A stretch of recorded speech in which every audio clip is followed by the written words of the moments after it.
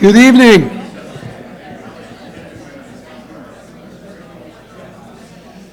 All right, welcome to Park. We have a special show tonight. In addition to Professor Karplus, we also are going to be presenting an award tonight.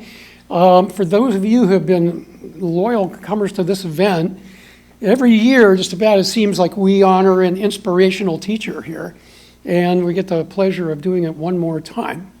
So what I'm going to do is introduce Bill Rienstra, past president of the MIT Club in Northern California.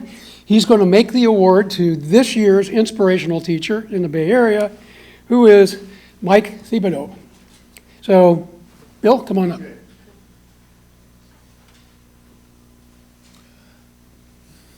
Well, this is a very special thing for me to do because I've been involved with this award since its inception, and now it's 10 years old. And the award is done so that,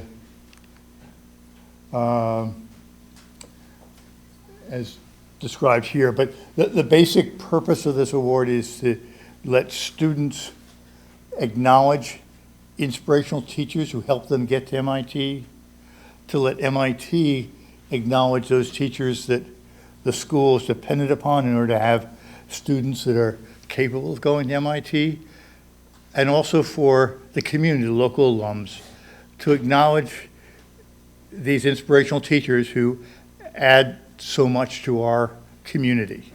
And so that's why we're here tonight to give this award to Michael Thibodeau.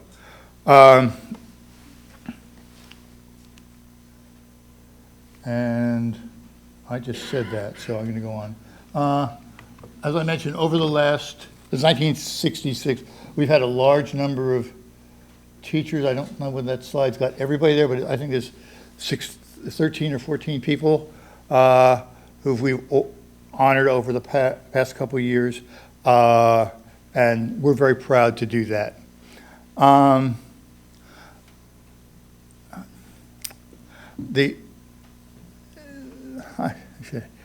We are very happy to have Chris, last name I can't, Cassidy, I'm sorry, here, who nominated Michael Thibodeau for the award. Would he please just stand up and just let everyone see? Okay.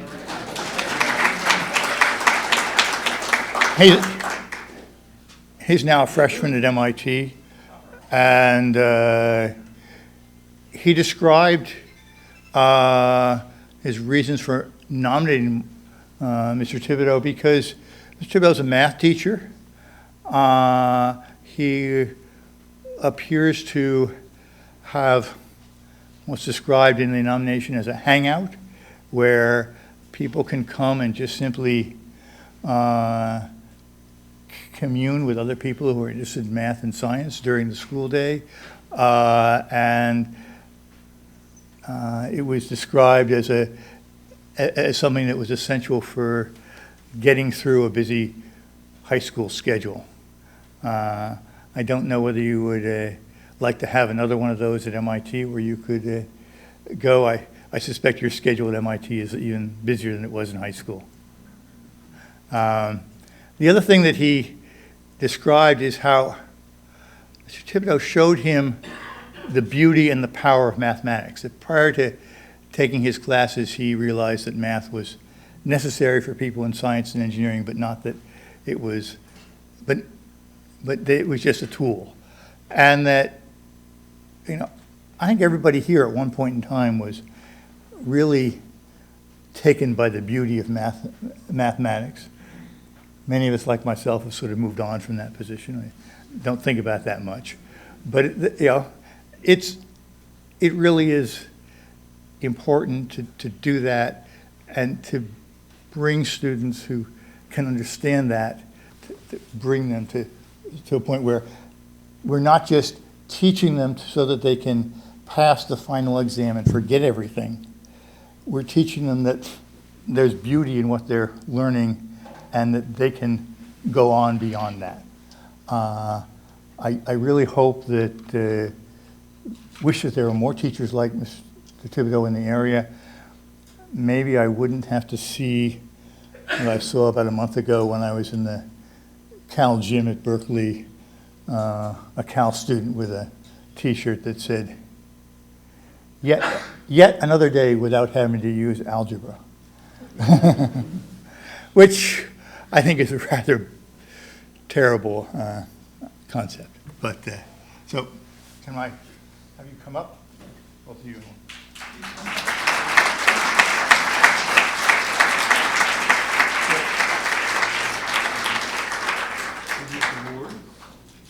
Okay,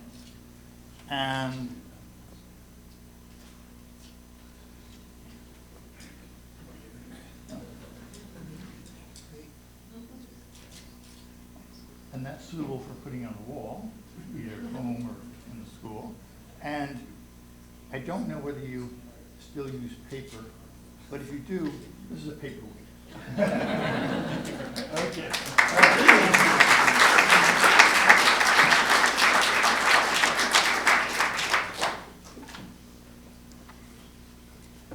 Just to go back so you can see them again.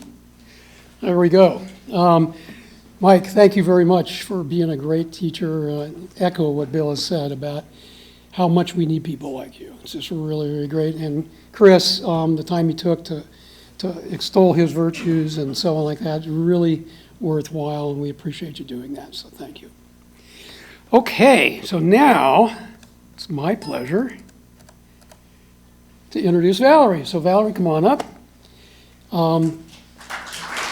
Right? So those of you who have been reading our emails or looking at the event page or have a program that we handed out tonight, her bio is in there. So hopefully you got that. And I just want to say one thing about her background is that her research in China and its energy situation and so on is really deep and very thorough. She's a very competent spokesperson for a wide range of activities. I've noticed after actually securing her to come here, she's just mentioned in an awful lot of articles, and also she's in a lot of symposiums. So I think it's a real honor to be able to have Valerie here to talk about China's energy future and what's really happening over there, which has such a huge impact on all of our lives. Now, before she starts her regular presentation, she's also going to give you a short summary, a little bit about the energy centers that are being put in around MIT that were recently announced. And so we get a chance to actually get a little bit of an update on that from Valerie as well. So without further ado, Valerie. Great.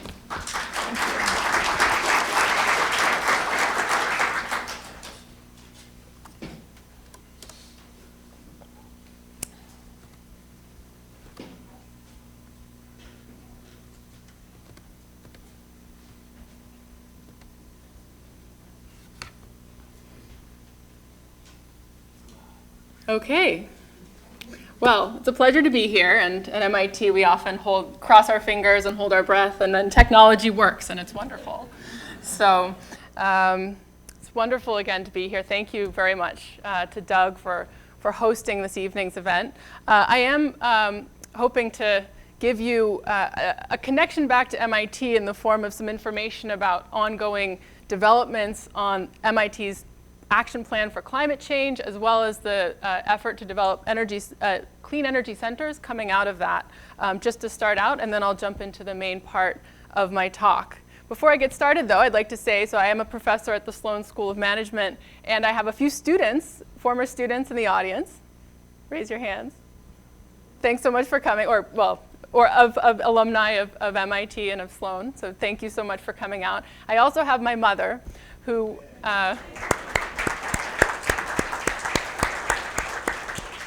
without you, I wouldn't be here tonight, literally.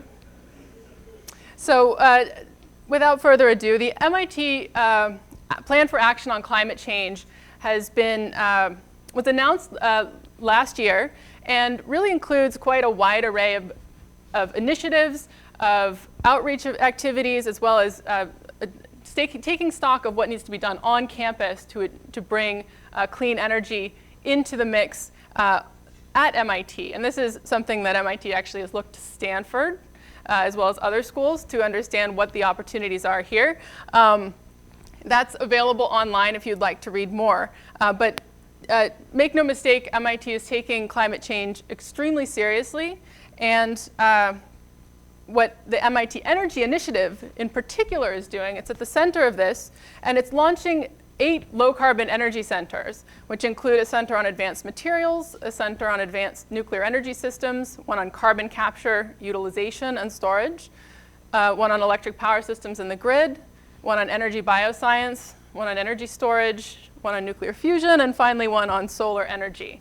In no particular order, I think in alphabetical order, in fact. And all at the same time. And the idea behind these centers is really twofold. One is to bring to bear MIT's great interdisciplinary strengths in research to tackle some of these major challenges. And one unique feature of the MIT Energy Initiative approach here is actually the fact that these centers are combining techno-economic analysis, which says once these technologies get out in the world, how will they spread, develop, and hopefully deliver value for their developers, as well as looking at the upstream challenges, as well as on the technical side, as well as on the basic science side, to bringing these technologies and business models and processes into the world. So this is, again, a huge initiative within the MIT Energy Initiative to try to bring a lot of, and actually a very interesting model for collaboration to bear on these major energy challenges. So there's an open call now to bring together global companies to work together with MIT faculty. So this is not just a global initiative, but also companies of many sizes. The ask is relatively modest compared to the impact that these centers are meant to deliver. So these are companies that may not normally work together, but that's how some of these major challenges will get solved. And then, again, emphasizing the need to bring multiplicity of academic disciplines to bear. The MIT serves as a center for this at MIT. So here's the numbers for those of you who are interested. 3-year commitment, again, shared research activities at $150K, and then there's the opportunity for sponsored research as well. And Lou Carranza, who couldn't be here tonight, is the main contact person if you're interested in learning more. So that's the MIT Energy Initiative's latest push. I think sometimes this kind of information doesn't travel as fast as we would like around the world. So I've been charged as one foot soldier of bringing this closer to you. Also, MIT has been tremendously supportive of our research in China. And so what we're doing there is also connected with the umbrella of work that they're doing. On a more, to me in any case, very exciting development is that MIT also in Paris in last December joined the Carbon Pricing Leadership Coalition, which is a group of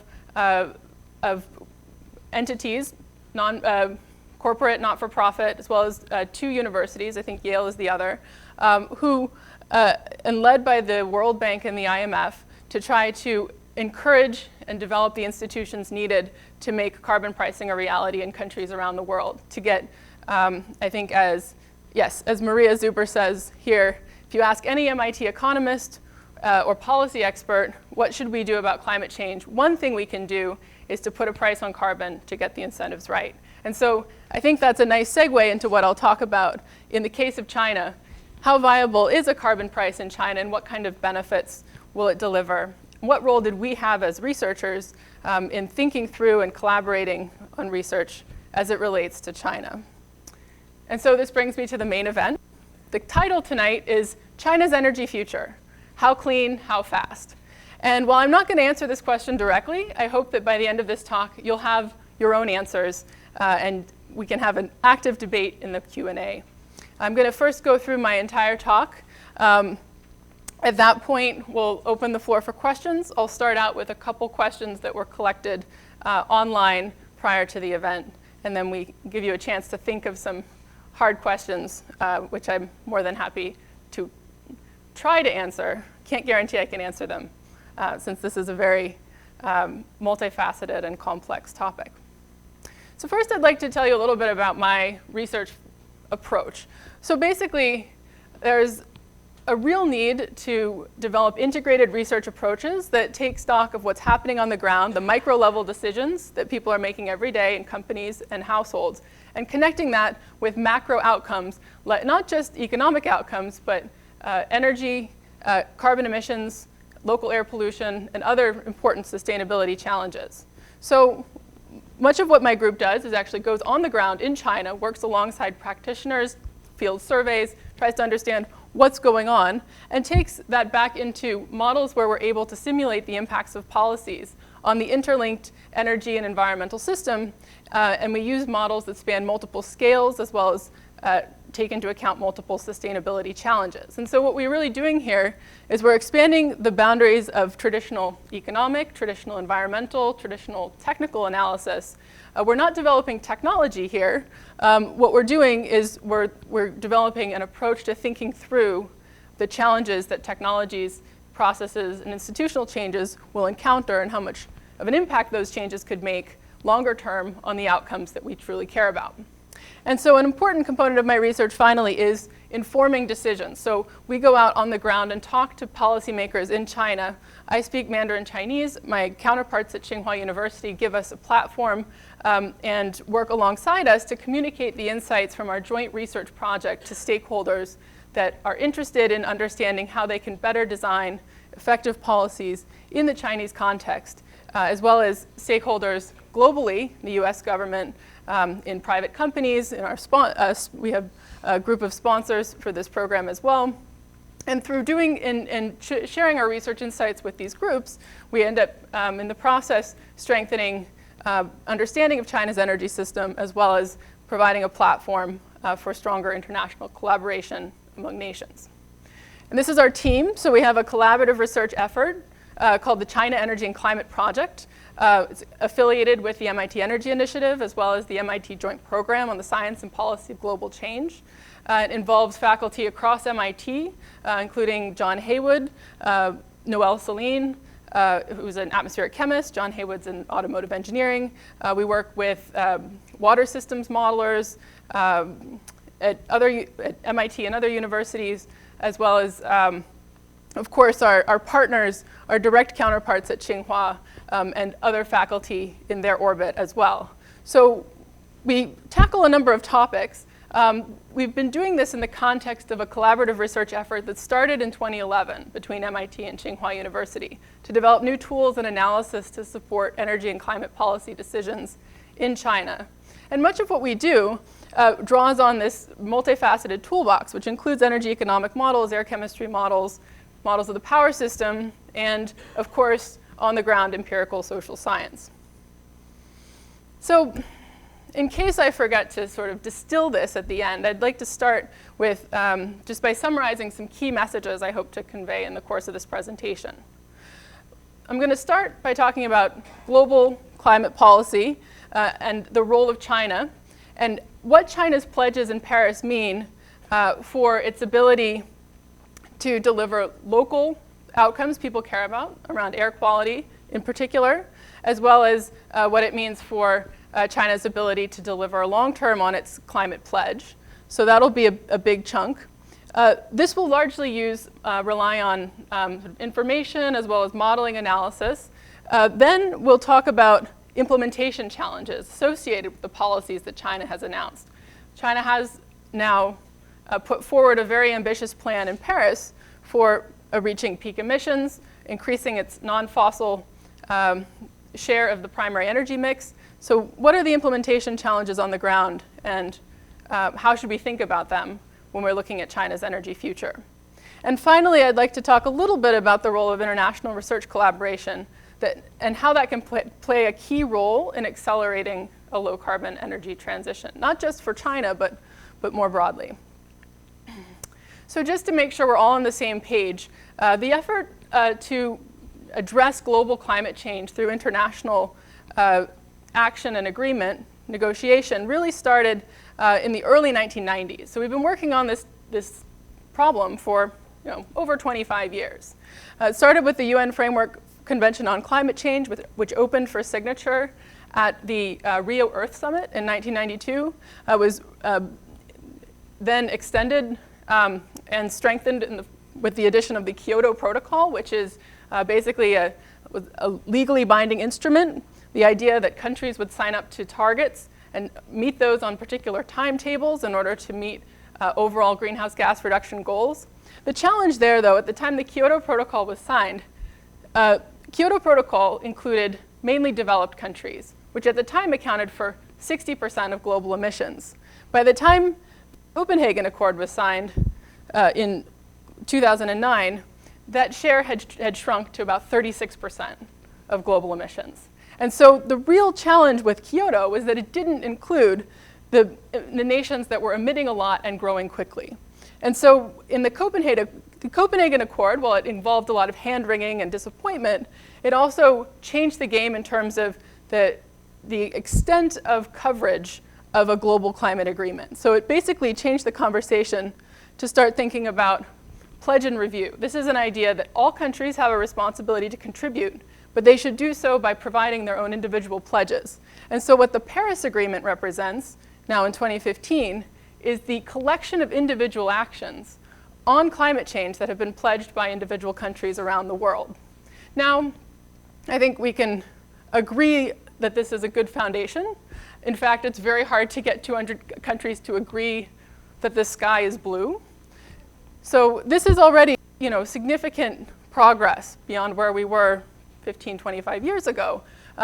However, we're still a long way from meeting a 2-degree range, and I'll show a little bit more where we stand in just a moment. But basically, I think the hard work is not done. So the Paris Agreement has been open for signature, looks well on its way to ratification, but we still have quite a lot of distance to go in terms of global emissions reductions. And so heading into 2018, there will be what's called a stock take to see how far countries have come, whether countries' pledges are being implemented. That will require the participation of academics, civil society, UN institutions.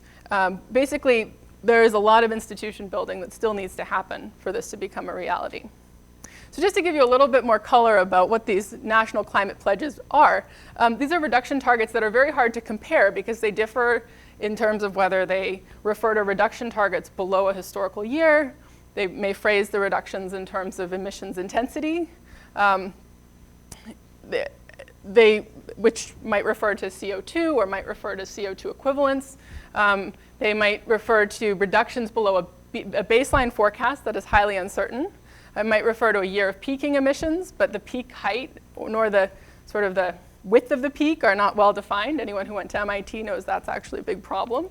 So joint crediting, of course, is another feature of some of these pledges, which involves basically essentially international trading. So actions in one nation could count towards another nation's obligation. There's also, you have pledges that are stretch pledges, conditional on financial aid. There are also specific measures, in some cases, pledges that nations well, some nations have not given any specific measures. That's, again, perhaps being worked out as we speak. Other nations have measures by sector or by technology that are quite specific but hard to translate into an absolute emissions reduction because they depend on other features of the economic landscape that are, again, potentially highly uncertain, particularly in some of the developing countries that have signed up. So if we look at where we are, we're basically, Paris has put us in a good place. We're basically we're doing better than we were in 2009 when the Copenhagen Agreement was signed. But we still have a long way to go. So if you look, this is the window, essentially, for being within reach of our 2 to 3 degree centigrade temperature rise above pre-industrial levels. We're not really in that window as we speak. We're not in that window at all. We need to be in that window, and we need to be in that window as soon as possible. So this poses a significant challenge for China, for the rest of the world, and in 2018, I think this reality will become even more painfully clear when the world takes take stock of where we are at that time. So what does China have to do with all of this? Well, I'm going to rewind pre-Paris, talk a little bit about the formulation of China's climate pledge, where it came from, what it means, how easy or hard will it be to implement. China fits into this picture, figures prominently in this picture. In fact, that's very obvious just from looking at a chart of China's fossil CO2 emissions, which have skyrocketed and exceeded those of every other nation for now almost a decade.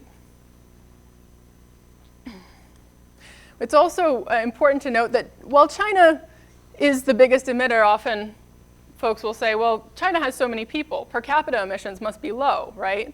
Actually, they're not as low as people tend to think that they are. But when you compare China, China looks a lot more like, let's say, Great Britain or Japan than it does like the developing countries of India, Brazil, Indonesia,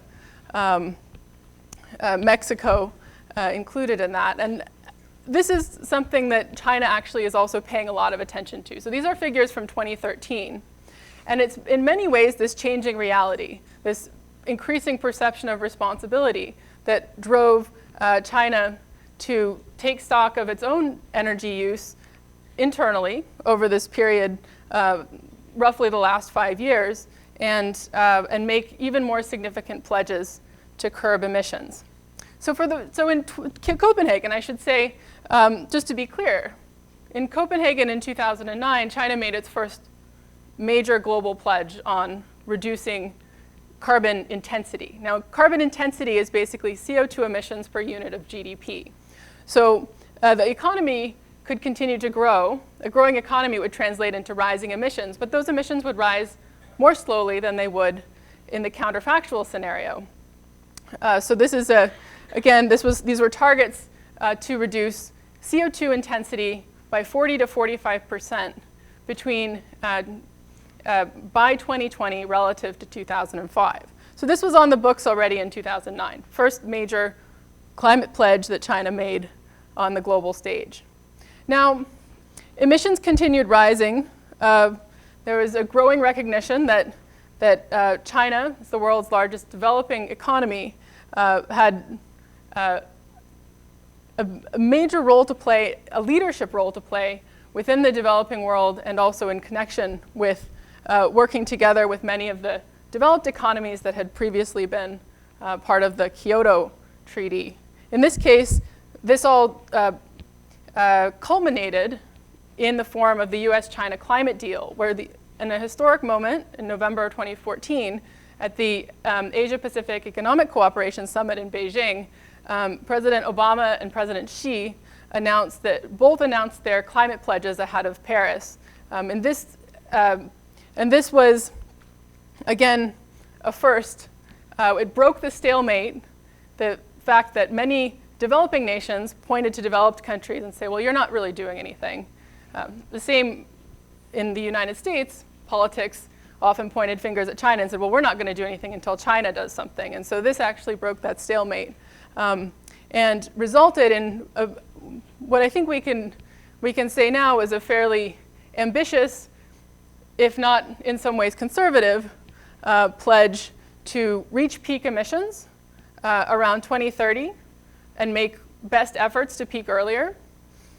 This peak was the idea here is that this peak would be reached by a combination of increasing non-fossil energy share to around 20% by 2030 and reducing the CO2 intensity of the economy by 60 to 65% by 2030 relative to 2005. There's also importantly measures to increase forest stock as part of this agreement as well. So is this challenging? Why is it challenging? This is what we spent quite a lot of time understanding both prior to this announcement as well as afterwards as more uncertainty in China's economy resolved itself. So China's energy mix is dominated by coal. Most of this coal is used in the electric power and industrial sectors. And indeed, it's really an increase in coal that has driven the rise in energy use and greenhouse gas emissions, both in China and in all of Asia, in the bottom left-hand panel. Now, coal in China, importantly, is not just used in the electricity sector, which is typical of many developed economies. Industrial uses of coal, direct uses of coal, are much more prominent, as are coking and heating applications. So this is just to give you a picture of China's energy mix. The picture hasn't changed a whole lot since 2012, although we're starting to see a leveling off in coal use. Electricity demand grew at less than 0.5% in 2015. So you're seeing some slowdown relative to this picture. But this is to give you kind of the historical baseline. Now, of course, a lot of coal means a lot of air pollution. And this is a 365 days of life in Beijing. A gentleman took pictures out his window every morning. And this is what he saw. So you can see varying shades of gray and then interspersed with blue sky days. And what this translates into nationally is actually annually about 1.6 million deaths are attributed to air pollution. It's one of the highest risk factors for health events in China. And this has become a major global concern, particularly since the airpocalypse, as it's termed, a period of very, very bad air in the winter of 2013. So this was something that we felt, in collaboration with our partners at Tsinghua, required a more systematic investigation to understand these linkages between climate policy, climate change on the one hand, and local air pollution and its health effects on the other. So what we've done in our research group is to assess the impacts of climate policy in China using a framework that incorporates the impacts both on the energy system as well as impacts on CO2 emissions and emissions of air pollutants, air quality, and health. And so we step through this process. We start with policy scenarios. I think this is. Start with policy scenarios, work our way through the energy economic model, which is basically simulating changes in the economy as a result of pricing carbon. It gives us projected emissions. The emissions are used gridded spatially in an atmospheric chemistry model and used to simulate concentrations of air pollutants over China. Then we bring that back into a spatial mapping of the population to understand who's being exposed to degraded air and what the effects of that exposure are on health outcomes and on economic damages, ultimately. So just to give you a little bit more color on the energy economic modeling system that we use, this is actually a model with global coverage, but within China, we disaggregate China's 30 provinces. So this includes in each province detail in the energy structure of the energy and economic system, and it's projected trends using figures from China's National Development and Reform Commission, so part of the government engaged in planning, to calibrate a baseline scenario through to 2030. So what we're able to do is simulate the impact of policies relative to this counterfactual within the model at 5-year time steps. And so in this analysis, we really focused on 3 levels of policy stringency. So again, here we're interested in a carbon price. This is a climate policy instrument that targets CO2 from energy use. And we model a 3% per year reduction in CO2 intensity, which continues China's Copenhagen path. So we consider this as a business as usual case relative to our no policy case. We then have a 4% per year reduction, which actually, we started out simulating this just as a sort of medium case that would be more aggressive than Copenhagen, but would not be as aggressive as the 5% case, which would essentially allow China to reduce its CO2 intensity to the global average level by 2030. And so we have these sort of 3 levels of stringency. The 4% case, it turns out, matches most closely with current expectations around the Paris Pledge and the peak CO2 emissions at or before 2030. 5% per year would translate into an earlier peak. And we consider direct impacts on CO2 emissions as well as fossil energy and the economic cost of implementing a carbon price. So a carbon price will, by changing the organization of productive activities to adjust away from fossil-intensive activities and towards cleaner, less carbon-intensive activities, will have some cost associated with it, and we capture that. But we also capture what we call co-benefits, which include direct reductions in air pollution. We simulate then the changes in air quality that result, and then we can also translate that into population exposure and health impacts. And what we can ask with this analysis is the question, can a CO2 price in China actually pay for itself? Can we get something for free here? And in this case, we're actually making a very conservative calculation because we're not including all the other potential co-benefits that might be associated with a carbon price. And as I'll explain, we're also just capturing direct effects on health and the labor, basically the workforce population that would otherwise, would experience significant adverse effects from degraded air quality. So what we do is our 3 scenarios result in 3 different CO2 emissions trajectories. As mentioned, the green or 4% per year trajectory is consistent with the Paris Pledge to peak emissions before 2030. So this gives you a sense of, indeed, CO2 emissions are actually expected to rise, but rise less relative to the no policy case as a function of this CO2 emissions intensity-based target. So I'll show a lot of the results here just by zooming in on the 4% per year policy case. So what we see is that the impact on the energy mix primarily boils down to impacts on the use of coal, which is the most carbon-intensive fuel in the mix. So the red bar falls dramatically when you move from the no policy to the 4% policy case. That's the bottom bar on the far left panel. And then if we look by sector, the energy use is displaced most from the energy-intensive sector as well as the electricity sector. It turns out there is a lot of coal that's being used in heavy industry that is being used in ways that are either inefficient or are partly just due to the existence of already depreciated capacity. And so those investments actually become uneconomic as soon as you put a carbon price on. So those are the parts of the economy affected the most. Transportation and households don't experience actually significant effects, in part because transportation at this moment has few economic substitutes for refined oil, which also has a lower carbon content than coal. And in the household sector, households actually don't account for very much of China's CO2 emissions. The figures I showed per capita earlier include total emissions across the economy divided by people. If you think about just what an individual Chinese consumer is responsible for in terms of CO2, it's actually very modest, even if you include indirect CO2 associated with the non-energy goods that the household consumes.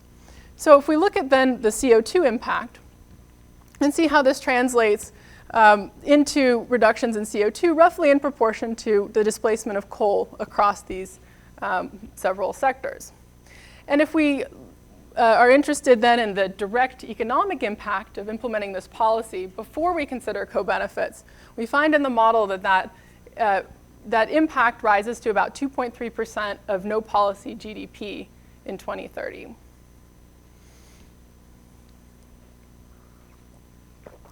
So beyond CO2, we can actually look at impacts on non-target pollutants as well. 2 of the pollutants that are most directly reduced through changes in the energy system and the displacement of coal are SO2 and NOx. So in this case, we're actually just simply displacing coal largely through energy efficiency, as well as, to some extent, fuel switching. And less sensitive is another important precursor of PM2.5, ammonia, which actually combines with either SO2 or NOx to form complexes that are important precursors of PM2.5 formation in the atmosphere. PM2.5 is the air pollutant that is responsible for some of the most severe health effects from degraded air quality. And so we might be concerned about this, the fact that ammonia, which is largely emitted from agricultural sources, is not being affected by the policy. Instead, we're moving into SO2 and NOx limited regimes in some cities as a result of these changes. So we can translate these changes in direct pollution into changes in air quality. If we look at China in 2010, this is actual PM 2.5 levels, still pretty severely degraded, but again, it doesn't look too bad if you compare that to what the no policy scenario would suggest for 2030 projected PM 2.5 concentrations, especially in those central provinces, which are projected to grow rapidly as industries move inland to take advantage of lower costs. Those are going to be the areas where air pollution is going to degrade even further than places like Beijing and Shanghai. Now, if we implement the 4% policy, we can actually see improvement shown by the various shades of green in the level of air pollution, so reductions in the level of air pollution across different provinces. And so you can see that those are indeed concentrated in places in the central part of the country, like Shanxi province, very close to Beijing in the north, and then also in Hubei, which is a large, rapidly growing, or province that's projected to grow rapidly in government plans. And so we do see that actually reducing emissions from the energy system has a huge impact on exposure in those provinces. So this looks like this looks like a world you'd want to be in. Unfortunately, this outcome still doesn't bring pollution levels below the 2010 pollution levels that we see in this initial scenario, and basically what we're living with today. So if you want sustainable improvements in air quality, you actually still need to do more, including end-of-pipe controls, and direct control of ammonia also seems in our simulations to be extremely effective in further limiting air pollution in these areas. So the other thing we can look at is how improvements in air quality respond to policy stringency. And so what we see is that as we go to ever more stringent policies, you see significant additional decreases, not one for one, but still significant improvement in air quality over particularly the central regions. And this just becomes more pronounced with a tighter carbon intensity goal, which translates to a higher carbon price. Now, this is very different from analyses that my collaborator has done for the US, where essentially we've exhausted most of the opportunity to reduce pollution by reducing coal use, because coal use in the US is already very clean. Same is true for Europe. And so reducing coal is not going to necessarily reduce particulate emissions. But this opportunity is true in countries like China, where there's a lot of coal with direct emissions that are not yet controlled, as well as many other developing countries like India, where the end-of-pipe controls are not widely implemented. So then we translate these outcomes into differences in exposure to air pollution levels greater than 35 micrograms per cubic meter, which is basically China's threshold for severely degraded air. So we look at the different scenarios, and in 2010, you can see the no policy scenarios, you see a significant increase in the percentage of people that are exposed to these degraded air quality levels. As you move to the other scenarios, you can see that we actually simulate multiple scenarios here. You see the 4% scenario really does have an impact, but this is not enough.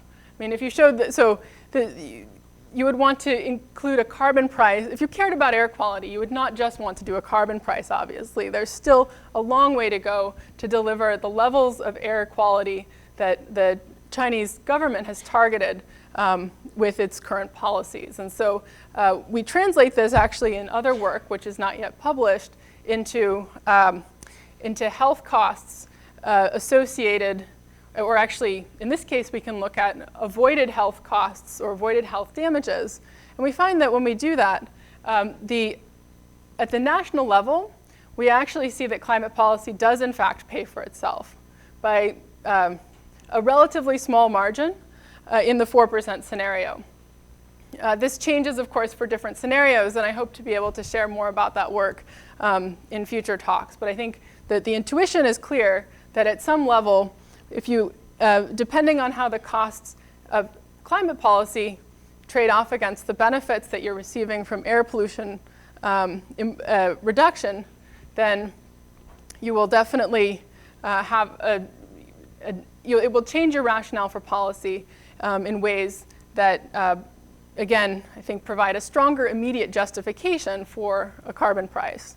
And indeed, this has been our experience in China. And when we talk with policymakers, many of them said, I had no idea that you could even achieve co-benefits through a carbon price. This was not something that entered into our thinking as we were focused on addressing CO2 emissions. And this has partly to do with the, in some ways, the way information is collected. But I think this was an exercise that was actually very instructive to a number of parties involved. Now, what we've done is then take the lessons learned from this analysis and come up with a package of measures that are focused on delivering air quality and climate change impacts at the same time. So we've basically, what we're saying is that a CO2 price is necessary, but it's not sufficient to achieve the greatest synergies from for controlling these two sustainability challenges. So basically, the first step is really determining the appropriate CO2 limit and introducing a price that achieves that. Beyond that, there are a number of measures that the government can take to ensure that that pollution from the harder to reach sources, those that are not affected by the carbon price, are in fact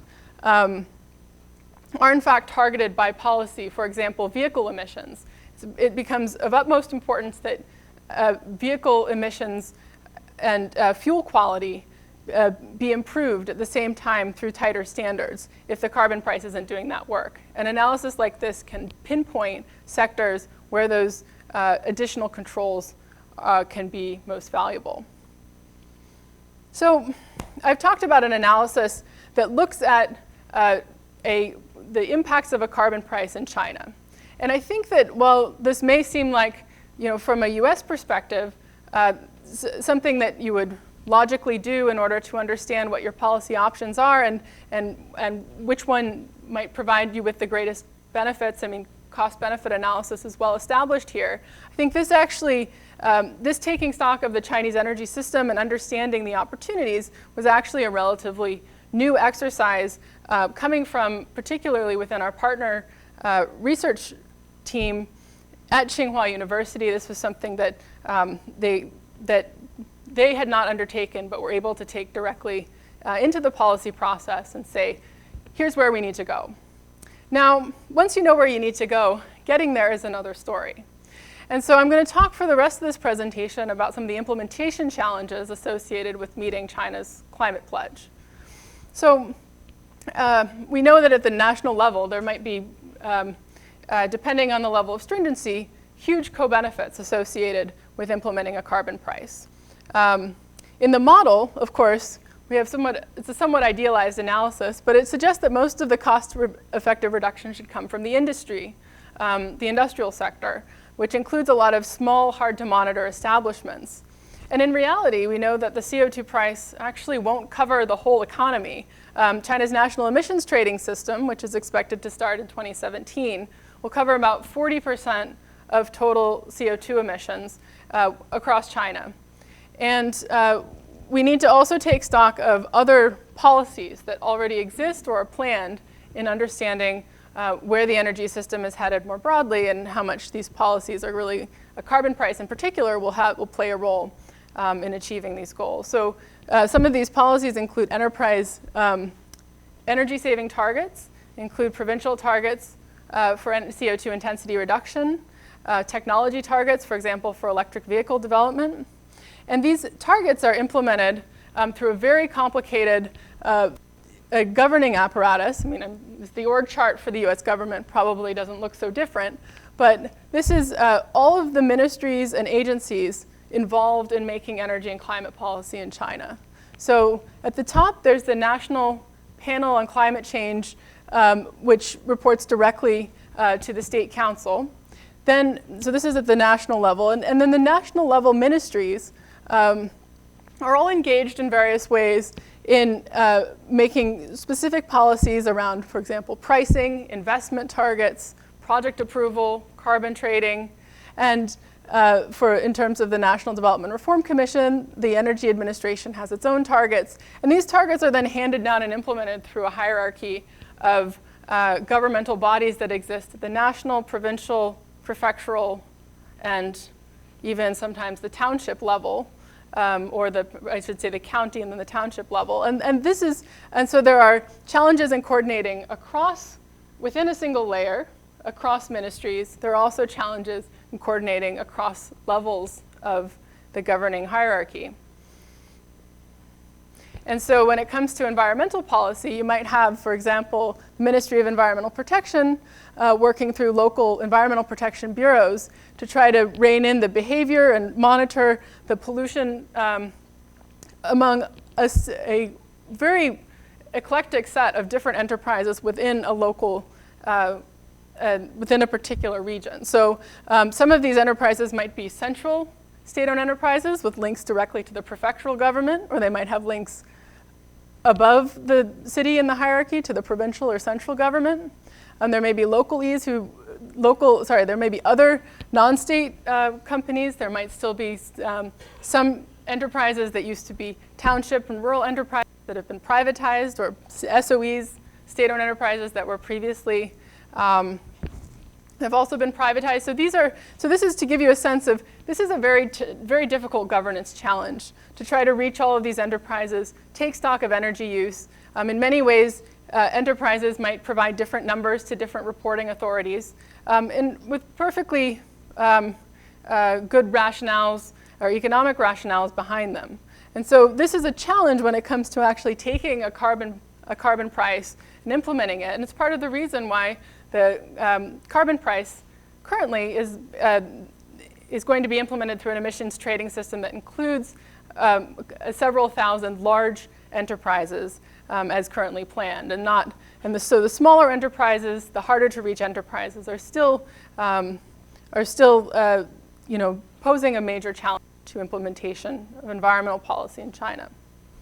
Now, if we look at, I'm going to talk about two cases that basically demonstrate that these administrative linkages matter. So first of all, I'm going to talk about controlling sulfur dioxide, which is an important local air pollutant. We looked at impacts on sulfur dioxide earlier. This was controlled long before CO2 was ever an issue. And so what happened here is that SO2 control was on the books for many years. In the early part of the 2000s, China's economy grew dramatically, and even though there was a 10% reduction target on the books, China actually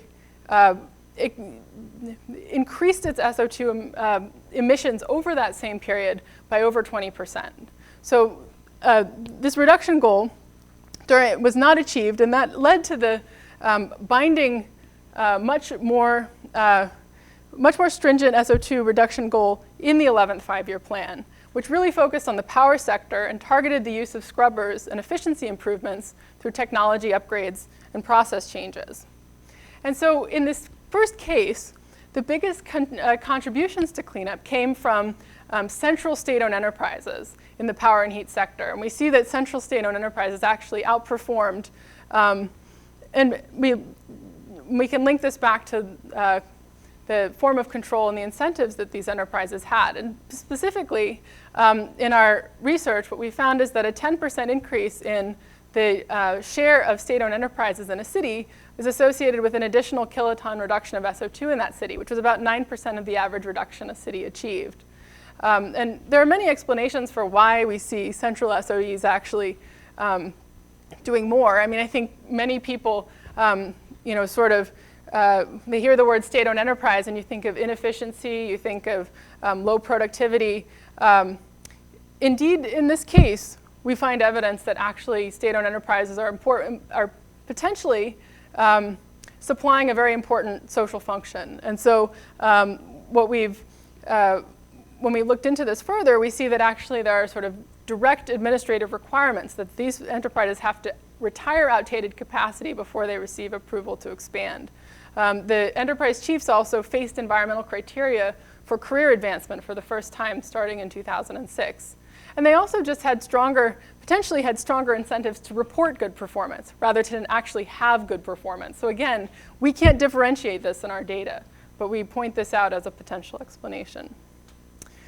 Now, we know that SO2 policy during this period of the 11th five-year plan, it worked in the power and heat sector, but it may have really been due to these direct reporting links. So there are relationships that exist in China between the government and enterprises that we don't see in many other parts of the world, where we see them in some places, but they look very different in countries like the United States. And so there's this question that we're trying to understand better how this negotiated outcome, environmental protection, maybe less productivity, whether that what that looks like in some detail, and whether that's this arrangement has actually truly led to better environmental outcomes. But it seems like this actually does play a very important role in the implementation of policy during this period. Now, if we turn to a sector that wasn't directly or significantly, didn't seem to be affected by this SO2 control policy, it's cement production. And so if we look at the coal intensity of cement production over this period, we see there's actually very little change in the sort of this shape of this is the distribution of coal intensity, which is coal use per value of output produced. And the three different lines indicate different years. So the blue year is 2005, the red line is 2007, and then the green line is 2009. And what we see is that on the right-hand side, you can see there's a long tail of firms that fall above average coal intensity, and these are largely smaller facilities that are difficult to control. And so cement is a big contributor to SO2 pollution, but this sector seems like it didn't contribute significantly to SO2 reduction. It also, coal intensity didn't change during this period, and indeed I think this long tail is going to be really challenging to address for CO2 as well, given that both SO2 and CO2 are co-emitted with many combustion processes. The second case I'll just briefly talk about focuses on China's top enterprise energy conservation program. So there are two programs of interest here. One is the top 1,000 enterprises, which was implemented during the 11th five-year plan from 2006 to 2010. And then the top 10,000 enterprises program was basically an expansion of the original program during the period 2011 to 2015. So the difference between these two programs was obviously the number of firms that they included. And in fact, we find that not every firm completed the top 1,000 program, and that the top 10,000 program was oversubscribed at some level, included also beyond just industrial firms, hotels, restaurants, and schools. We look at the share of the state-owned enterprises involved here. We find that in the top 1,000 program, the program really just started with SOEs. By the time the program was expanded, this was a much smaller share of the overall total. The expanded program also involved many more ministries, and it accounted for a much larger share of the overall national energy saving goal, which was 20% for the 11th five-year plan, 2006 to 2010. Again, there are differences in the cutoff and so on, but I think what was most interesting in comparing and looking at this program is that the non-compliance rate increased dramatically between the first program and the second. And so we were interested to understand why this was and what the potential implications were for expanding these types of programs to a broader share of enterprises across China. One of the main reasons really seemed to be what we found was happening is that central state-owned enterprises were over-complying by a large margin. So if we looked within provinces at the performance reported by these firms, which is all publicly available, we found that central SOEs were over-fulfilling their targets, and that this was translating into provinces outperforming on those same targets. And so this positive correlation suggests that, in fact, the provincial governments are really leaning hard on just a few big firms to deliver the reductions in this case, in energy consumption per unit of output, but could just as easily have been CO2 or even SO2 if those were large coal-using facilities. And so this suggests that SOEs, state-owned enterprises, and their linkages to the government, the strength of those linkages seems to actually really matter. And it's a real question how to increase the span of control that the regulator faces when it comes to dealing with some of these environmental challenges. So I'm almost at the end of my time, and thankfully also almost at the end of my talk. But I want to make sure that, first of all, I come back to bring all of this together, since I've covered quite a lot of diverse topics in this tour de force through China's energy system. First of all, I think I don't think anyone would disagree that China and its Paris Pledge in particular are a crucial component of efforts to curb the rise in global greenhouse gas emissions.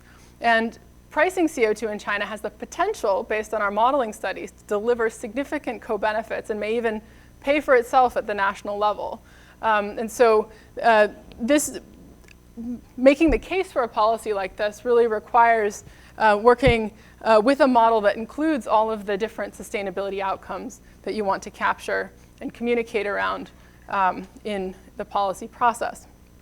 Now, I think also, and importantly, going forward as China tries to meet its Paris Pledge, it's a question of how these policies will really be implemented on the ground. So we know China is moving forward with an emissions trading system. How will this truly change incentives and behavior on the ground? And I think preliminary evidence from previous studies gives us reason to think that maybe the administrative linkages between the central and the provincial governments, as well as between the government at multiple levels and the enterprises, will actually affect significantly the outcomes that we might see. And hopefully those can be incorporated, or institutional change can improve the underlying landscape on which within which these policies will be implemented, to improve the strength of price signals, to improve sort of general rule of law, the extent to which enterprises are basically held to account for their environmental behavior. And I think it's a sensitive and a challenging and a really important topic. So finally, I just want to say a little bit, because Doug asked me to talk about how our team interfaces a little bit with the policy process, and discussing some of these questions around policy, and communicates, for example, the value of a carbon price in delivering immediate air quality benefits in addition to long-term climate benefits. And we do a lot of this analysis together with a team, a terrific team you can see down here on the lower right. I think one of the things that's really unique about this collaboration is that we actually, we don't just connect at an institutional level, we actually connect at the level of individual team members working together on sharing the authorship of papers, developing these models side by side in Beijing and in Boston. So this is, I think, deeply rooted in the MIT tradition of being out in the world where it matters, working on tough problems. And so in doing this, we actually had the opportunity, completely inadvertently, to actually provide input into the formulation of China's climate pledge. And it just so happened that at the time we were doing this work, my collaborator at Tsinghua, his direct, I guess you could say, supervisor slash superior was engaged in that leading group on climate change in China.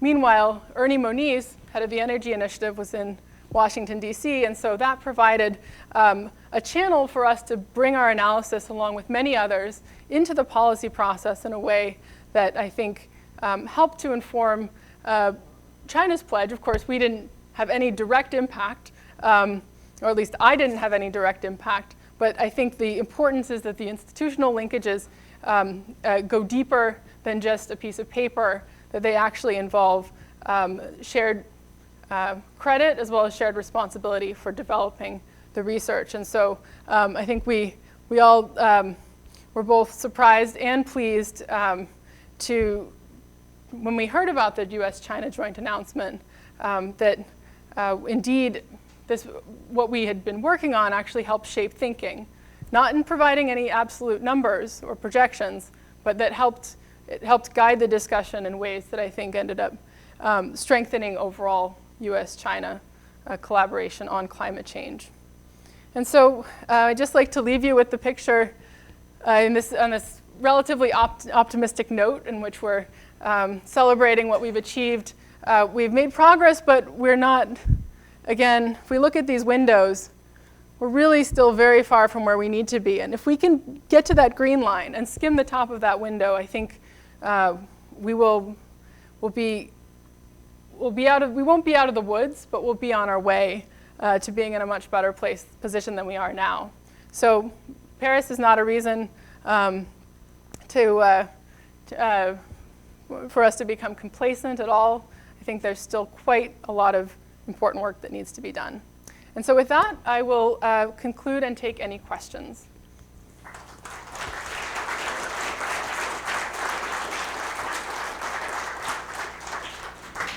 And I should say, actually, I have a few questions I'm going to start with. And then, how are we doing on time? Great. We're great, okay. So one question that reached me through the web, and then I'll take questions from the audience in just a moment, is that do you anticipate changes in policy as it relates to distributed energy resources, such as battery-based energy storage and microgrids? So I guess, based on what I've just said, I would say that there will be policy changes, and not all of those policy changes will translate into business cases on the ground. And implementation will be highly uneven, depending on which part of the country that you are working in. So I do anticipate, at this point, it looks like reforms in the electricity system are going forward in ways that will translate into especially an increase in private sector activity on the distribution side. I'm getting ahead of myself because I'm answering question 2. But the reality is that there will be, I think, more opportunities, but the challenge will be figuring out who's really making the rules. So in this case, you know, for energy storage and microgrids, there's still a long way to go. There's a lot that remains unsettled in terms of how the connections, for example. So I guess it could cover a wide range, but again, I think that microgrids in particular may not play such a large role in China. The local distributors, local electricity distributors will be quite, how reforms that affect the local distribution play out will have a big impact in terms of what's possible on the storage and microgrid side. The second question is, do you expect state-owned electrical generation and distribution to potentially change to include more private types of enterprise? And I think the place you'll see that most is on the distribution side, if at all. I don't really see any indication that there's any stomach for reforms in the ownership of generating utilities. And certainly State Grid and China Southern Grid remain dominant players. And both of those state-owned enterprises, I think, it will be a challenge to encourage them to accept something resembling a wholesale market. It's going to be very difficult to see them actually, to see their market power reduced, particularly when they can they probably stand to lose the most from the current round of electricity reforms as it is. Okay, so third question is, what about methane from hydrogen plus CO2 for carbon neutral energy storage and transmission with existing infrastructure? So it's true that China's natural gas infrastructure, local grids, have expanded dramatically in recent years. I think the challenge will be when it comes to producing this from hydrogen plus CO2, that the economics are just not there at the moment, and particularly in China. And natural gas prices, while they're still high today, there's a lot of uncertainty around what that will look like in Asia in the future. So it's not clear that the economics will change. I think you can expect that natural gas from Western China, from the Western importing, or I should say exporting countries, imports of natural gas in China are increasing dramatically, and there is the discussion of a second Russian pipeline, and I expect to see that before I saw significant investment in hydrogen plus CO2 production of methane. The other challenge, of course, is what would be the source of hydrogen. And if that's carbon intensive, which it's likely to be in China with coal, then I think that would make this uneconomic under a carbon price. And the sectors involved will be subject to a carbon price. So fourth question is, what are the political obstacles to power sector reform in China? And to what extent do these obstacles slow China's efforts to cut carbon emissions? So this is a challenging question, and I'm going to talk broadly about the obstacles, not just political, to power sector reform. So I think the obstacles are really twofold. One is, if you look just at who stands to lose most from the power sector reforms, it's large coal generators who are entitled to their fair share of operating hours. In China, dispatch, by the way, here we have merit order dispatch in many systems. In China, this is not the case. Basically, every generator is entitled to an equal share of the cost and the benefits of the electricity generation pool. So what this means is that essentially every generator is assigned an equal number of operating hours per year, regardless of whether you're a high efficiency coal plant or a low efficiency legacy plant. And so I think some of the biggest opposition is actually from those plants that would be then eliminated from the generation mix or see their operating hours drop significantly. Although the situation is right now, it actually might be a good moment to do this because, again, China's electricity is not growing at 7 or 8% per year. It's growing at 0.5% per year in the latest figures for 2015. And so if you're not worried about increasing generation capacity in order to, and price stability, you might be more willing to undertake painful reforms that will improve the system.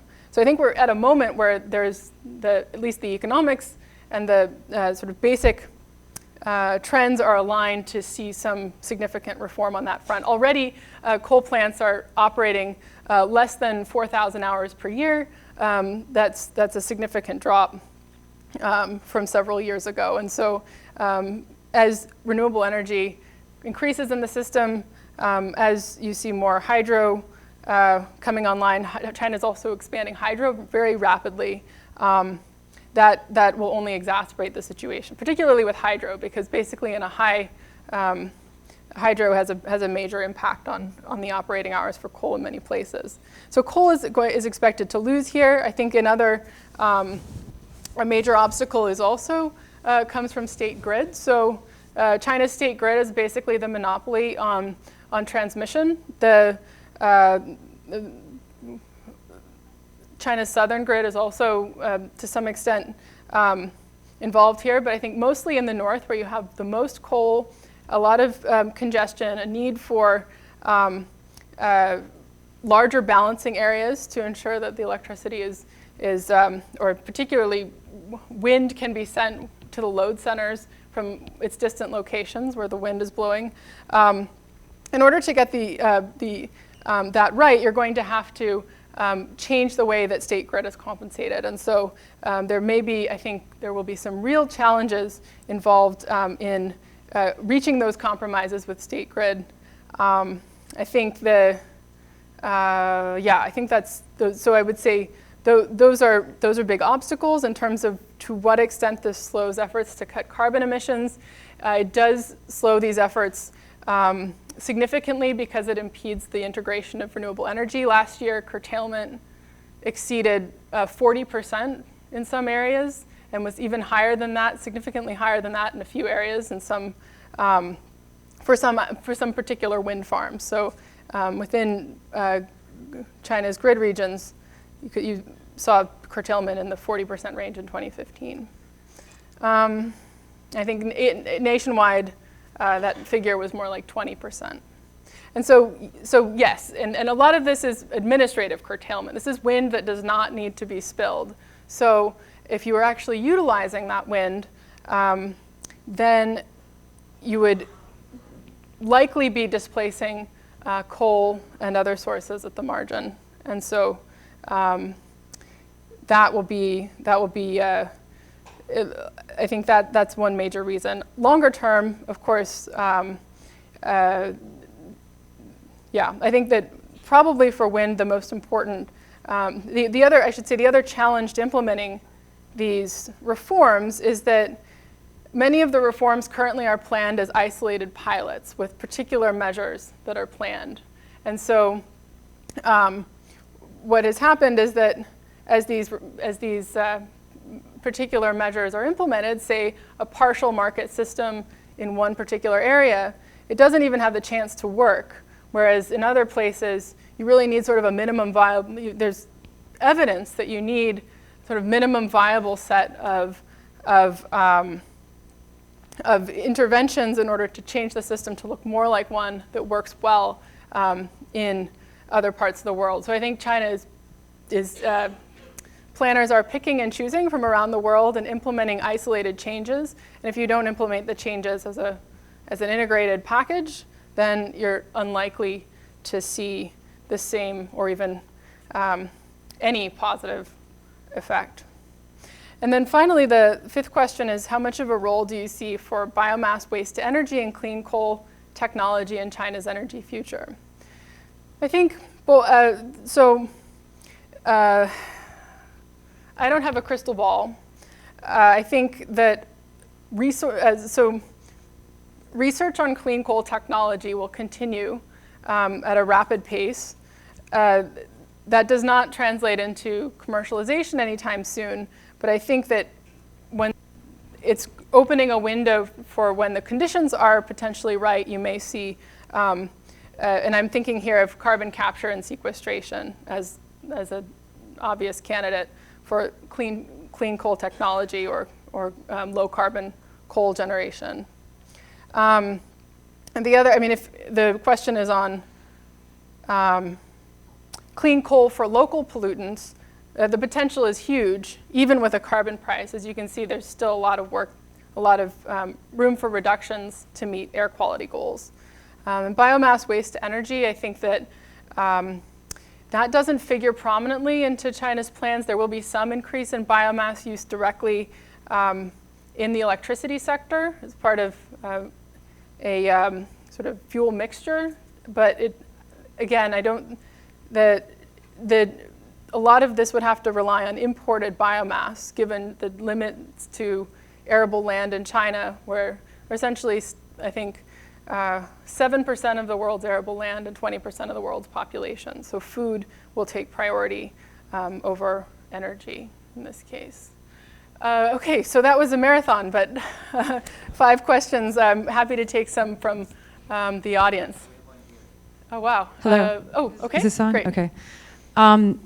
So I was surprised to hear that China, one would think that developing countries and China have this opportunity to leapfrog the kind of development that developed nations had in their grid system and industrialization and the types of energy sources that they use. And that, so I was surprised to hear that they're not doing more centrally to promote renewable energy and promote technology. So if you have any more information on that specifically, it'd be great to understand. But since you've sort of gone some way to explaining that and you're answering those questions, maybe we could focus just on solar.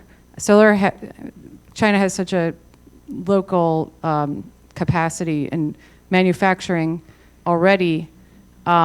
It seems, you pointed out that much of the producers are burning coal directly, so it seems like a great opportunity for them to install solar and storage. And so could you speak to the solar industry and why that's not sort of centrally part of the plan?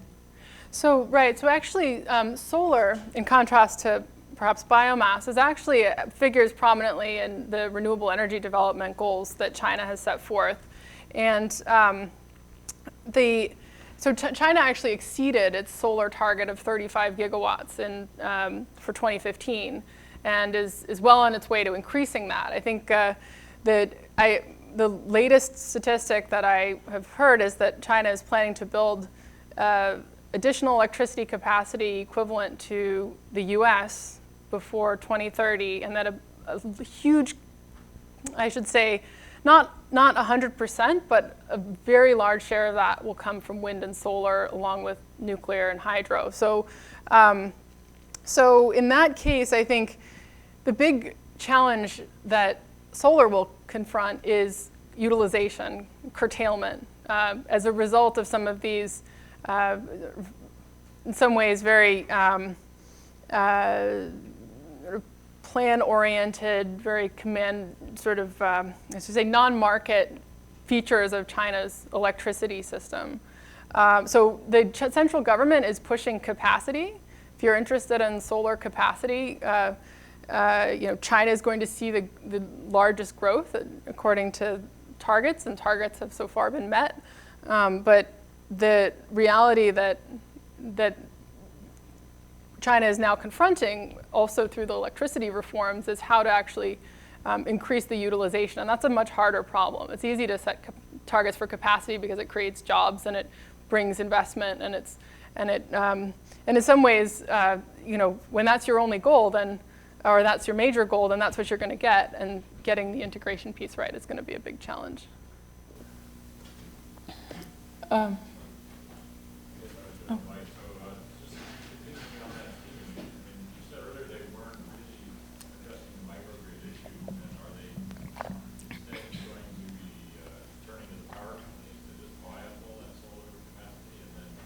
Basically install a huge plant that generates a lot of electricity for local use? Is that the overall push? I think that's the way things are heading, in my understanding. And it's the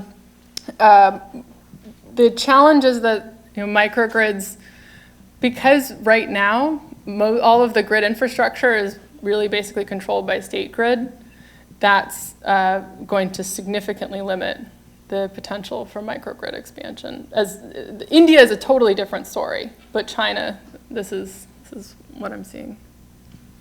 Valerie, over here. First of all, thanks for your talk. And secondly, in your opinion, what does a carbon price have to be in order to be meaningful? This is a great question, because the other question you might have asked is what does a carbon price have to be politically feasible? And that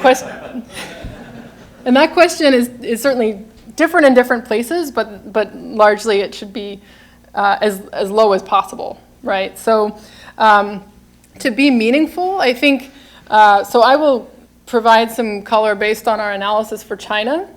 To be meaningful, if you include the entire economy, and the carbon price is doing most of the heavy lifting, or in this case, all of the heavy lifting, carbon price needs to be about $30 a ton by 2030. So it needs to rise to that level in China. And China, at the margin, abatement is not that costly. In places like, so abatement meaning reduction in carbon emissions is not that costly. But in in developed economies, that is much higher. So then there's a conversation about whether there's some linking or joint crediting mechanisms that can be used to take advantage of some of those opportunities. Is it $30 per ton emitted CO2 or per ton coal burned?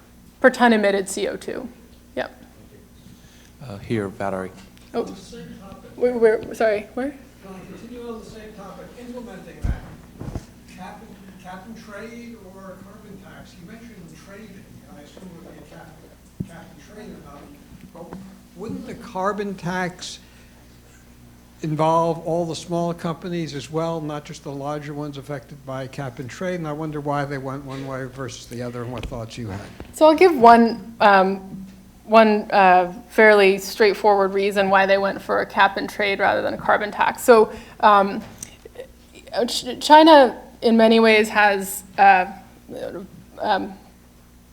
planning as kind of a some sort of feature of the economic system, even after many decades of reform. And so if you look at the earlier systems like this enterprise targeting system or the targets that are assigned to provinces for meeting energy and carbon intensity goals, there's quantities more than prices tend to be the unit that companies speak in and respond to at some level. And so in this case, I think what the reason, in part, is that the state-owned enterprises are directly answerable to the central government and can be controlled relatively easily, or can work with a carbon, it's essentially a carbon emissions target, a reduction target. Now, a tax, by contrast, becomes one more line in the long line of subsidies and taxes and fees that enterprises pay. And the thinking, which I have heard, is that this becomes kind of lost, especially when you still have problems with enforcement of tax collection in some parts of the country, and you still requires a much larger administrative lift. And so focusing on a set of companies and making this a campaign to reduce quantities was more compelling.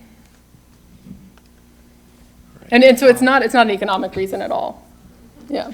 Hi, Valerie. I have a question here. China produces about 50 million horsepower, and the United States produces about 30 billion horsepower. In order to make 1 horsepower per person in China, they would have to increase their solar plant by something like 50 times. Is there any indication that that's what they intend to do? In other words, to make a solar plant which is large enough to provide all of the daytime electrical needs of China. Nighttime is something else, but just for daytime for the time being. Well, I think I haven't heard of such a plan. I should say, though, it's interesting. State Grid is now launching what they call the global energy internet idea, which is basically taking renewable energy generated in one part of the world and bringing it to another part of the world where there's a demand center. Now, it strikes me as ironic because China internally is having trouble expanding its own balancing areas to take advantage of electricity that's generated from renewables within the country. And I don't think, to answer your question, that you're going to see total expansion of solar to meet China's energy goals. I think it seems both unlikely and, from a resource perspective, probably not desirable when you consider other sources and opportunities as well. So I have a question here. Valerie, first of all, thank you for your presentation. On slide 33, where you show the hierarchy of, which shows the difficulty of implementing a policy, based on China's situation, which I really like that, Oops, there you go. slide Yeah. 33. 33. 33. Yeah. So I'm just wondering, so in your opinion, because strategy is one thing, then execution and implementation is another thing, which I totally agree with you that that's probably the biggest challenge. So in your opinion, with all this great work that your group has been conducted, which out of this picture, how should this policy be introduced into China's system? Should we target the central government, or should we implement this through the different bureaus, or is it the central SOEs, which you mentioned in case study number 1? I mean, all this like stimulation. How should this be presented to the system so that it can make sense and it can, generate the result that we want to see?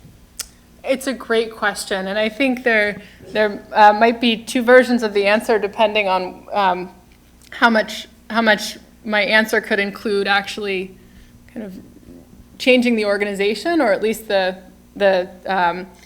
terms of interaction among the different levels of government. But I'm going to give you the answer that's based on my understanding of the on-the-ground reality today, which is, if you want a policy to work, especially an environmental policy, it's important to engage the central government, and that's sufficient to get the policy onto the books. You have to also engage the provincial government, but because hierarchy, working with the hierarchy in China is so important, you need basically the blessing of the central government in order to get to the right people in the state-owned enterprises, in the provincial government, and then ultimately the prefectural government. So we've done a lot of work with provincial governments, and they're actually very powerful in terms of their latitude. But it really helps to have the backing of a central authority saying, this is a direction broadly we want to be going. You can align what you're going to do at the provincial level with something that's already being said at the central level, and that tends to accelerate things dramatically. First of all, thank you so much for the great talk. You talked only a little bit briefly between the President Xi and the President Obama's 2014 accords before the Paris Agreement. But what steps could the U.S. specifically be taking to sort of push China along to its goal of emissions reductions, especially when these emissions are going to impact us in the U.S. as well as people in China? That's a great point. And as you rightly point out, that air pollution as well as greenhouse gas emissions from China, do travel, and air pollution affects us through trans-Pacific transport of those pollutants, and of course the global problem remains. So I think the answer there is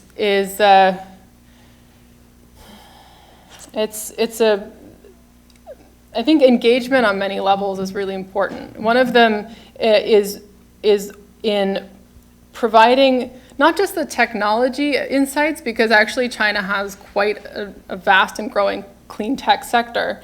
A lot of what's needed is really, I think, imagine from the business side going in with a business model that has really worked well in California, or and looking at whether that could be adapted, not copied, but if you find the right partner in China, work with that partner to figure out how you might develop that business model in China. Maybe you take advantage of some of the capabilities that China has in terms of advanced manufacturing, rapid prototyping, possibly as a platform for producing for basically a global market. Why stop at China? So I think there are opportunities there that all really start with closer engagement and collaboration.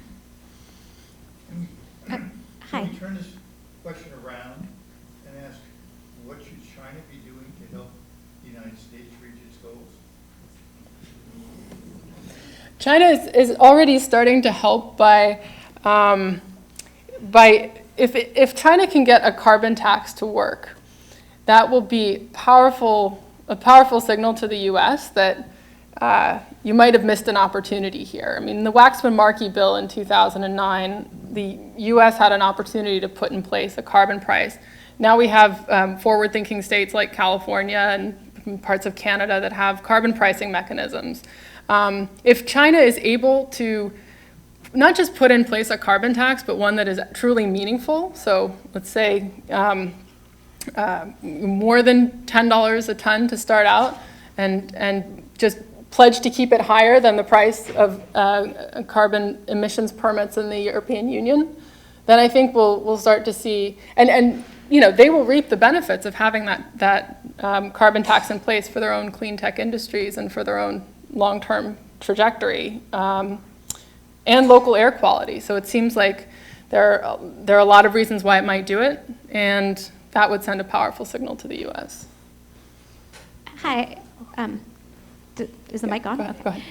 So I have a question going back to some of your early economic models that you showed. You said, and it makes a lot of sense, that households, transportation, and I don't remember if you called out agriculture separately or not, didn't account for very much of their current emissions in China. But how did your model account for economic growth and whether that would increase carbon emissions in those sectors? And how does the policies you're talking about, especially with the implementation difficulties you're talking about, factor into those things? It's a great question. And so we actually spent a lot of time working with this, both this model that includes all the 30 provinces as well as our national model of China, to think through how the Chinese economy would evolve over the next 15 to 30 years. And this model we're only projecting through 2030. And in that case, what we've done is we've reflected in that the gradual shift towards consumption-based economic growth, so growth coming more from domestic consumption rather than either investment or exports. And that's built into the baseline scenario. And so once you've done that, you compare that to a sort of no-shift case, you already see a reduction in carbon emissions because you are shifting towards cleaner types of economic activities. So that's built into our baseline. In terms of growth rates, we've assumed the 6.5 to 7% per year, in line with doubling the size of China's economy by 2020, which I think is the 13th five-year plan, and then looking forward from there. We've basically tried to benchmark our everything to either what we know or what's being planned. And I think that's, when we look at household consumption, it does grow significantly as a source of carbon emissions, but the overall emissions are lower because you're relying more on, say, less carbon-intensive activities associated with services and light manufacturing rather than heavy industry and construction. So I'm going to ask my own question here. I'm a volunteer with a group called Citizens Climate Lobby. We advocate for a revenue-neutral carbon tax, steadily rising, $15 a ton, $10 a ton every year going forward, returning all the money back to citizens in dividend checks. So I have related questions. So the latest Reggie auction was only $4.30. So, and Europe's auctions were at like $2. So is there a price floor like California did that you're proposing in here? And then what happens to the money that's collected from these auctions? California, of course, has a problem with that. And then do you have a proposal for a ramp up to the $30 a ton that you're looking for? Yeah, so for China, let's see. So to take the questions in order, China is considering a price collar. And I think the details of the system are being hammered out as we speak, so I'm limited in what I actually know. But I know that price collar is right now, my understanding is part of the plan, which means that there'll be a floor and a ceiling on the carbon price, and that will increase over time. So I would suggest a gradual increase, a linear increase, perhaps just for simplicity, through 2030 from 2016 or 2017 when the system gets started. In terms of the revenue recycling, in China, most of the permits will be freely allocated at the beginning, and most of them will be based on a benchmarking, which is basically saying best technology in your sector. If you applied that, this is how much you would fall short, and therefore this is how much you have to reduce. So it's you're not in the early days going to be collecting significant revenues. Which I think is very compelling, and hopefully a direction that in the future mechanisms for collecting revenue recycling will be built into the system. Did I cover all three of your questions? Or?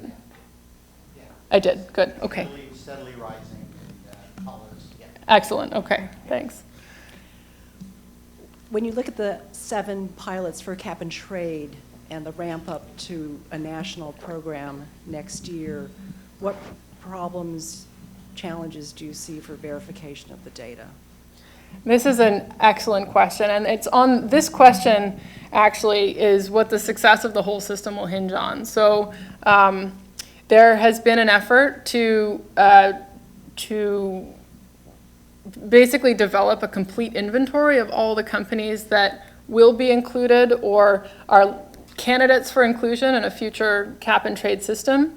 This has been involved reporting over multiple years and having those reports cross-checked by third-party verifiers.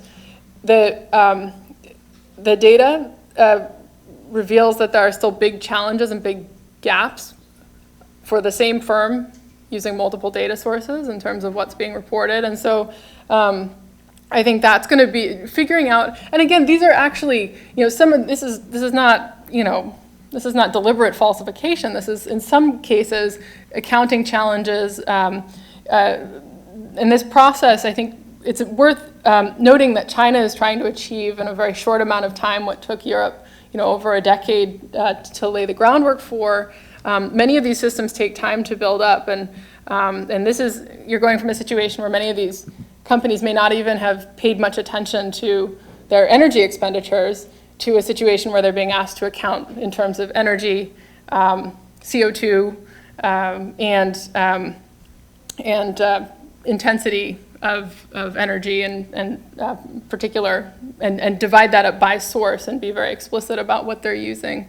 So I think that's obviously a meaningful cap and trade system rests on confidence that you are actually paying for a ton of CO2 reduced, and I think there is a good chance that that this will be a kind of crossing the river by feeling the stones experience, where the early months of implementation reveal challenges that are then quickly addressed and adjusted for. And so I wouldn't expect too much too soon, but have high hopes in the long run, because there are a lot of, I think, very dedicated people who are trying to surface and make transparent some of these challenges in a way that's actually somewhat unique. I mean, you started to see it in the 10,000 Enterprises program, and I think because there's such a strong incentive or I should say, that the carbon market is being prioritized so strongly at the national level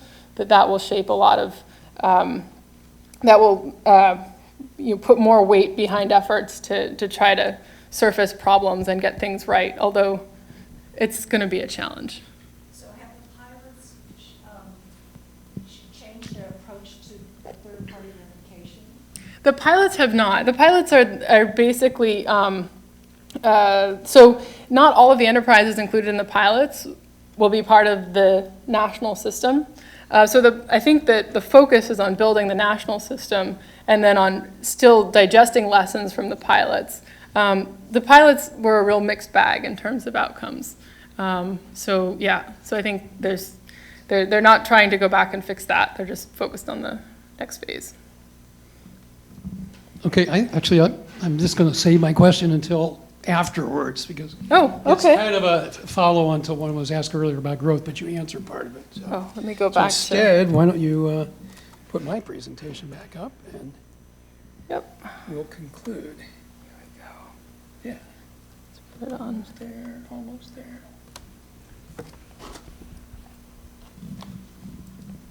Technology, don't you love it? Okay, so yeah.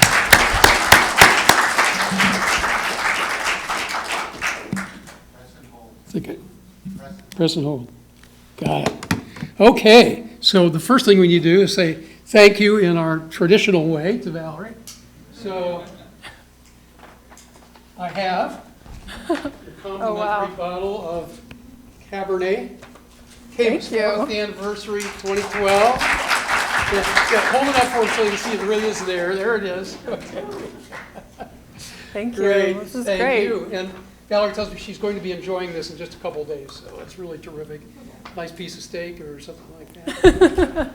That's right. Good California tradition. Okay, a few other thank yous. Coming attractions, this is our last one of the season, but I'm sorry to say that it's sold out, so if you were holding out before getting this tour, but never fear, because if you want to do this thing, which is very popular, we've done 6 now. We do 50 at a time, and the ISO is going to keep doing it as long as we can have people sign up. So I did the very first one myself. It's really fabulous. You want to understand how energy is really managed around the California grid. It's a pretty interesting thing. And this is the end of our season. We'll probably start again in either September or early October with our first event of the 2016-2017 season. We want to thank Park, in particular, Scott Elrod, who's our professional sponsor, Susie in admin. David Padilla is our new caterer now.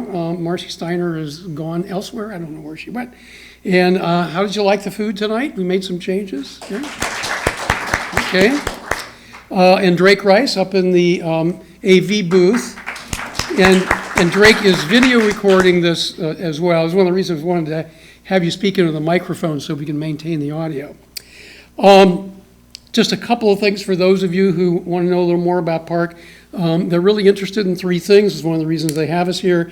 They're looking for large and medium-sized companies that might be looking for innovations that they've developed that they would license or buy. They're looking for startups that might want to be incubated here because Park is a major incubator in the area. And finally, people who might want to come to work there. So all these three things are always ongoing. And finally, to conclude the evening, we can't do this without all of our volunteers. In this case, we have the folks in black that were manning the tables out there and handling the question and answer. Bill Murray, stand up, Bill. He's been our photographer now for quite a few seasons. He documents with all kinds of great photos what we do. And finally, of course, Bill Reenstra, who gave out the Inspirational Teacher Award. So thank you all for those folks. Now, Valerie says that she is willing to stay around a little longer and answer maybe a few one-on-one questions from those of you who would like to stay. So go to it. And thank you very much for coming.